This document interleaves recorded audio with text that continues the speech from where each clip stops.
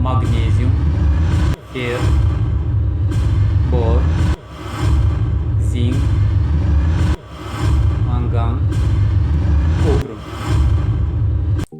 Sănătate tuturora! Microelementele sunt elemente chimice care le găsim în cantități foarte mici în soluri, roci, ape și organisme, care sunt necesare pentru sporirea recoltei și protecția plantelor împotriva bolilor și agenților patogeni.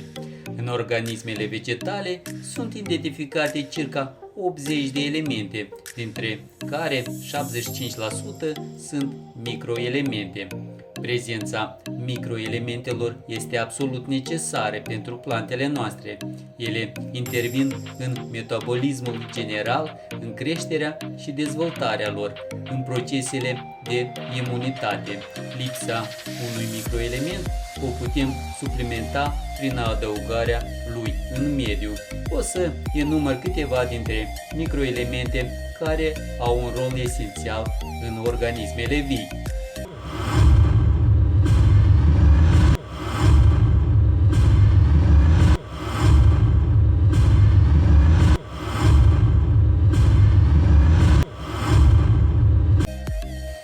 Microelementele sunt numite așa deoarece sunt consumate de plante în cantități mici, dar lipsa sau surplusul acestora poate duce la defecte grave în dezvoltarea plantelor.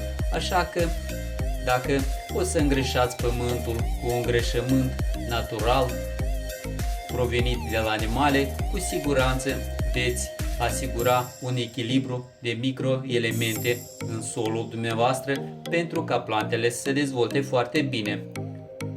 Vă mulțumesc pentru vizionare și vă doresc să aveți plante sănătoase. Numai bine!